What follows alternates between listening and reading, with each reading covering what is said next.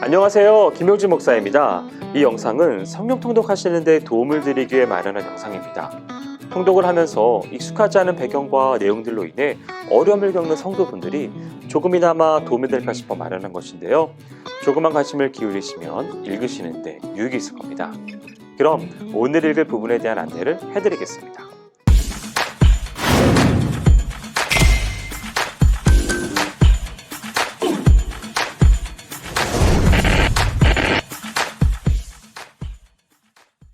오늘 읽을 본문은 출애굽기 19장에서 21장까지입니다.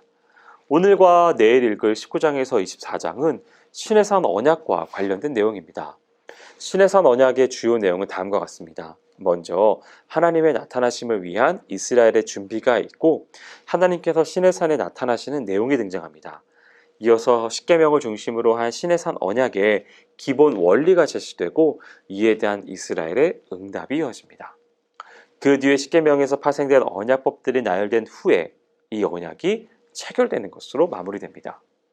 바로 앞의 단락에서 이스라엘 백성은 애굽을 떠나 홍해바다에서 구원을 얻은 후 하나님이 주신 만나와 메추라기를 경험하고 무리바에서 갈증을 해결했으며 그곳에서 아말렉과 싸워 대승을 거둔 다음에 출애굽한 지 3개월째가 되던 해에 시내산에 도착했습니다.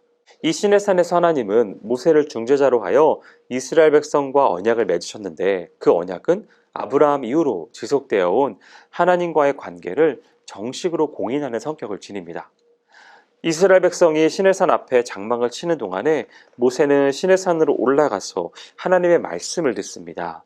하나님은 모세에게 하나님이 이스라엘 백성에게 베푸신 은혜를 말씀하시고서는 그 은혜에 대한 응답을 요청하셨습니다.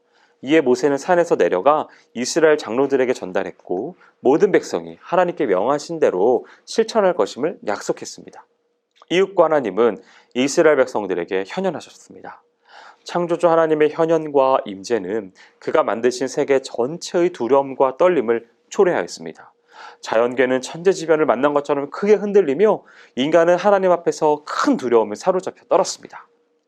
성도들은 예배의 자리에서 하나님을 만날 때 이와 비슷한 감정을 가질 필요가 있습니다. 하나님 앞에서 그를 두려워해야 하고 그의 거룩하심을 충분히 존중해야 합니다.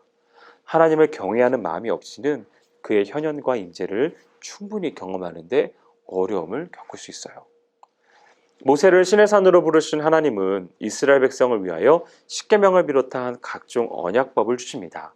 그리고 이것의 구체적인 시행 방안으로 성막 건축과 레위기 제사법 규정이 뒤따릅니다. 다른 모든 계명들의 기초를 이루고 있는 이 십계명은 영원한 효력을 가지고 있는 절대적인 단원 명령 또는 정명법의 형식을 취하고 있습니다.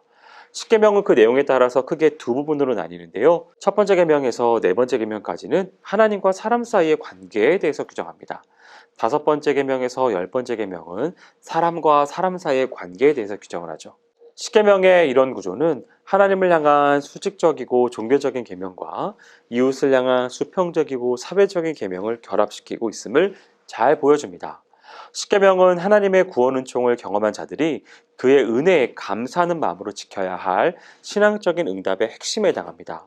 따라서 십계명은 하나님의 백성이 자기 취향에 따라서 마음대로 선택할 수 있는 그러한 것이 아닙니다. 그것은 구원받은 자의 삶에 대하여 대단히 특별한 방식으로 교훈하는 하나님의 직접적인 말씀입니다.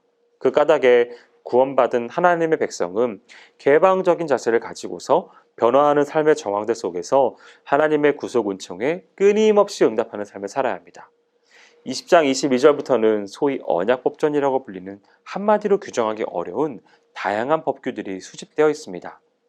이 언약법전에는 사회적인 약자를 적극적으로 보호하는 것을 기본 정신으로 가지고 있습니다. 언약 공동체의 구성원은 누구나 그 언약 앞에서 동등한 권리를 가지는데 사회적으로 약한 자들일수록 그러한 권리를 마음껏 누리지 못할 가능성이 많이 가지고 있기 때문에 그렇습니다. 언약법전에 규정되어 있는 각종 법규들 중 가장 먼저 나오는 것은 제단에 관한 법입니다. 이 법은 우상 숭배 금지와 제단 제조 방법 및 제단에 오르는 방법 등에 관해서 규정하고 있습니다.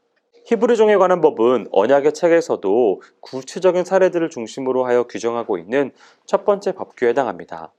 언약법전은 연약한 사람들의 인권에 깊은 관심을 갖고 있습니다. 남종의 경우에는 7년마다 신분 회복의 가능성이 주어지는 바 그를 종으로 부렸던 주인은 그에게 자유를 주어서 내보내되 빈손으로 보내서는 안 됩니다. 결혼을 목적으로 하여 종살이를 하게 된 여종의 경우에도 당시의 사회 관습으로 비춰볼 때는 상당히 높은 수준의 인권 보호가 이루어지고 있음을 알 수 있습니다. 히브리종의 인권 보호에 관한 규정 다음에는 인간의 생명을 해치거나 상처를 입히는 행동들을 처벌하기 위한 각종 법규들이 연이어 나옵니다.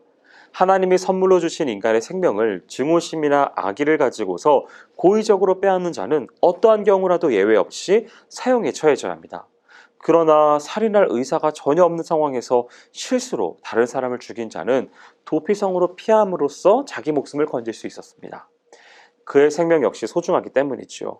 그리고 자유인들 사이의 분쟁 중에 발생한 폭력으로 인하여 다른 사람의 신체를 크게 손상시켰을 경우에는 금전 배상의 원칙이 적용되며 주인의 재산이나 다름이 없는 것으로 여겨지던 남녀 종들의 죽음에 대한 처벌은 살인한 의사를 가지고 있는가, 징계나 훈육의 의도로 그랬는가에 따라 나뉩니다.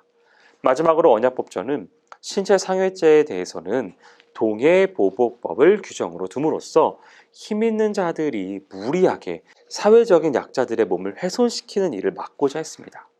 언약법전은 다른 사람의 재산에 손해를 입히는 행동들에 대하여서 규정합니다.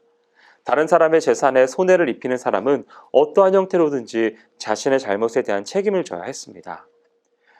여기까지 출애굽기 19장에서 21장까지 성경 통독을 하실 때 도움이 될 만한 내용을 전해드렸습니다.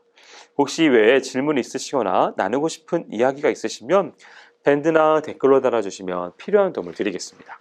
그럼 내일 다시 만나도록 하겠습니다. 통독 화이팅 하세요.